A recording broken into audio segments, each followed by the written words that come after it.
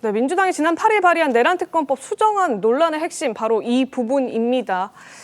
2조 수사 대상 중 하나로 거론된 내용인데요. 해외 분쟁 지역 파병, 또 대북 확성기 가동, 대북 전단 살포 대폭 확대, 무인기 평양 침투 등을 통해서 전쟁이나 무력 충돌을 유도하거나 야기하려고 한 혐의가 이번 특검법에 포함이 된 겁니다. 이 혐의들을 통해서 사실상 전쟁을 윤석열 정부가 유발하려고 한 것 아니냐, 이런 지적을 지금 민주당에서 제기를 하고 있는 겁니다. 자, 그리고 외환죄를 과연 그렇다면 누가 넣자고 했느냐? 바로 이재명 대표가 넣자고 했다고 합니다. 지난 8일 오전 비공개 최고위에서 2차 내란특검법에는 외환 혐의가 중점적으로 담겨야 한다라는 요구를 했고, 여기에 지금 민주당 의원들이 대응을 하고 있는 그런 상황입니다. 그러니까 왜 갑자기 내란 특검을 하자고 하면서 외환죄를 강조하려고 하는 걸까요? 어떤 목적일까요? 글쎄요, 일단 뭐 여러 가지 민주당 기준으로 따지면 이제 의혹 제기라고 하는 것이 있지 않습니까? 지금 네. 얘기한 뭐 대북 확성기라든가 아니면 뭐 오물풍선에 대한 원점 타격론 뭐 이런 것들을 이제 쭉 열거하면서 이게 이제 북한의 그 어떤 도발 뭐 이런 거를 유도해서 그걸 빌미로 해서 비상계엄을 선포하고 뭐 이제 이렇게 얘기를 하고 있는데, 네네. 그러면 저 하나하나가 다 논란의 대상이 돼요. 정말 그러려고 했는가? 그리고 그것이 그러면 비상계엄을 유발하려고 하는 것인가? 예를 들어서 대북 확성기 같은 경우 잘 아시지만 북한이 오물풍선을 이제 맞습니다. 보내니까 네. 그에 대한 맞대응 차원에서 대북 확성기 했던 거 아닌가요? 당시에는 민주당 의원들이 굉장히 강력하게 아니 뿐만 해야 아니고 된다고 이거는 했습니다. 뭐 윤석열 정부에서만 또 대북 확성기 틀었던 것도 아닙니다. 네. 뭐 이런 점들을 보면 저게 과연 외환 유치로 우리가 단죄를 할 만한 그런 상황이냐. 뭐 또 예를 들어서 원점 타격론? 그럼 뭐 원점 타격론이 맨 처음 나왔던 거 기억하시는 분 계실지 모르겠지만 김관진 전 국방장관 때 원점 타격론이 맨 처음 나왔어요. 네. 자, 그러면 그것도 외환 유치냐. 뭐 이런 저 하나하나의 민주당이 내란 특검법에서 지금 주장하고 있는 그 내용이 네. 다 논란이 됩니다. 해외 분쟁 이게 지역 외환 파병 유치냐 이런 아니냐. 것들. 네. 더군다나 더욱 중요한 거는 북한은요, 헌법상 보면 외국이 아닙니다. 반국가 단체죠. 그렇기 때문에 저걸 외환이라고 규정하기에도 무리가 있습니다. 네. 그래서 제가 보기에는 저런 걸 이제 넣어서 이 내란 특검법을 국회에서 통과시키겠다라고 한다면 결국 민주당이 단독으로 통과시키는 거 외에는 방법이 없어 보이거든요. 네. 뭐 국민의힘 오늘 의원총회에서 이제 내란 특검법에 관한 그 초안을 뭐 마련한다고 합니다. 그래서 이제 협상에 나서려고 할 텐데 저렇게 되면 또다시 과거처럼 뭐 협상 못하고 단독 처리하고 뭐 그다음에 대통령 권한대행 거부권 행사하고 재표결 뭐 거기서 뭐 가결이 될지 부결이 될지 모르겠지만 네.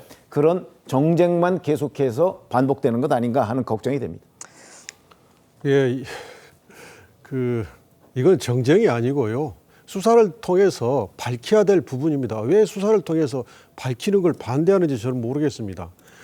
외환 유치가 얘기가 나왔던 것은 예전에 한기호 의원하고 신원식 안보실장 간의 문자에서 네. 우크라이나하고 잘 얘기해서 우크라이나가 북한군을 상대로 미사일 쏴서 피해가 발생하면 휴전선에서 선전전하자, 그런 취지의 문자가 있었잖아요. 그리고 이번에 노상원 수첩에도 접경지에서 도발해가지고 국지전 만들자는 취지의 또 기재가 발견됐잖아요. 그러면 이것은 결국은 비상계엄을 하기 위해서는 전시 또는 사변이라는 요건이 필요한데, 네. 우리는 누구나 느끼시지 평상시지 않습니까? 평온한 상태인데 이건 비상계엄을 일으키면 위험 문제가 나오니까 결국 국지전을 일으켜서 비상계엄의 요건을 만들려고 했던 정황이 지금 뚜렷이 나왔어요. 그러면 거기에 대해서 수사를 하는 게 너무 당연하잖아요. 외환 유치는 뭐냐면 외국과 통모해서 전쟁의 단초를 여는 게 외환이에요. 그게 우크라이나하고 통모해서 전쟁의 단초를 여는 것에 해당되잖아요. 구성 요건이 이런 게 해당되잖아요.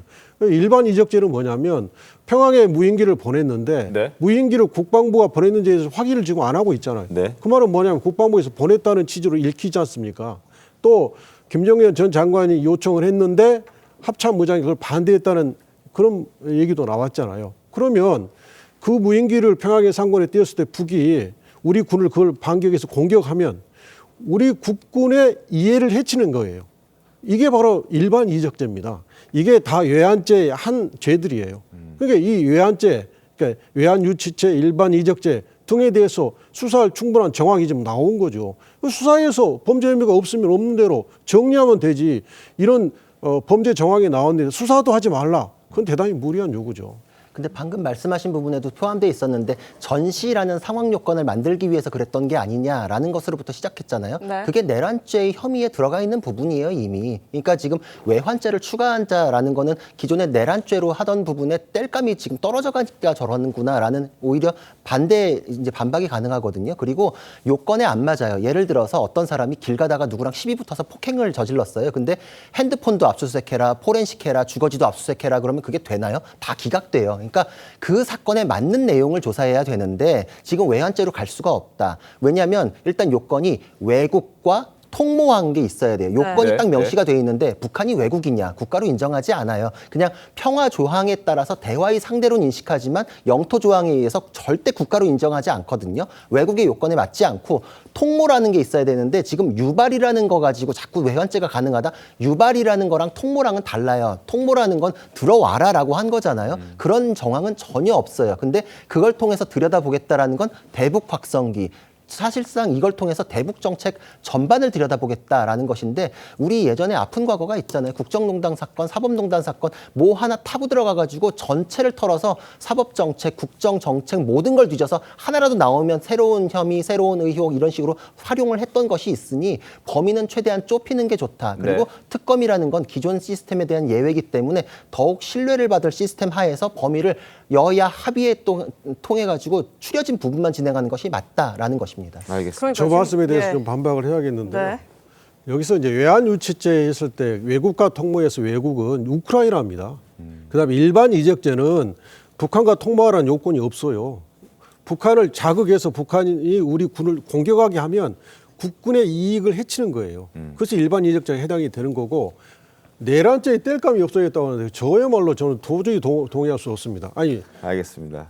계엄군이 총을 들고 국회에 들어가서 계엄 해제 요구를 못하게 하려고 하는 게 온 국민이 봤잖아요. 네. 무슨 땔감이 부족합니까? 땔감은 충분하면 내란죄 수사도 중요하지만 네네. 내란죄 기왕에 수사하는 김에 외환 유치하고 일반 이적죄 정황이 또렷이 드러났으니 이 부분도 수사를 해야죠. 알겠습니다. 근데 이 의원님 말씀대로 어쨌든 지금 이 특검법을 빨리 통과시키자고 하는 게 지금 야당의 취지이잖아요. 그럼 이 의원님 말씀대로 조금 더 명징하고 정확한 비상계엄 관련 내란죄부터 해당하게 하는 소규모한 특검을 우선적으로 통과시키는 것, 속도가 더 중요한 것 아니냐 이런 지적도 하는 것 같거든요.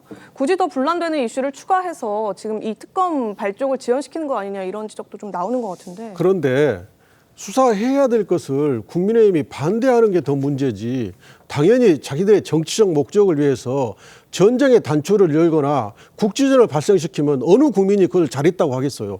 만약에 그런 게 진실이라면 누구나 국민이 그거 수사해봐라. 정말 그랬다면 나쁜 짓 했네. 이렇게 나오지 않겠어요. 그 수사를 왜 방해하려고 하죠. 못하게 하려고 하죠. 예, 알겠습니다. 이 정 변호사님 하나만 더 여쭐게요.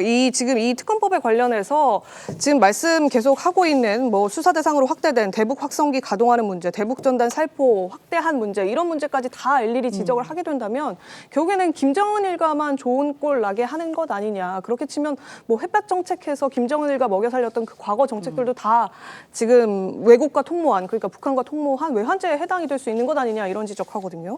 저는 이 부분은 좀 너무 나간 왜곡된 정치 공세라고 생각합니다. 왜냐하면 지금 결국 뭐 대북 확성기라든지 뭐 전단 살포라든지 뭐 이런 부분에 대해서 정책적으로 판단하자는 게 아닙니다. 이 행위가 중요한 게 아니라요. 의도가 중요한 거죠. 결국 그런 행위들을 통해서 북한의 공격, 도발을 유도한 부분이 있다라고 한다면 일반 이적죄로 분명히 처벌이 가능하다라는 점에서 시작을 하는 것이고요.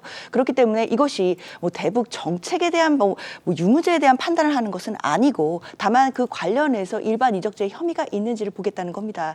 그리고 또 한 가지는 특검이 도입된다라고 해서 없는 죄를 만드는 건 아니지 않겠습니까? 그렇다면 국민의힘에서 이 부분을 받지 않을 이유가 없습니다. 만약에 외환 유치라든지 일반 이적죄 혐의가 없다라고 한다면 특검이 수사를 한들 뭐 나올 게 없지 않겠습니까? 이 부분은 당연히 받고 관련해서 수사를 하는 것이 맞지 않나 생각됩니다. 근데 그 부분에 대해서는 범위에 대한 것이 굉장히 명징해야 된다라는 것이잖아요.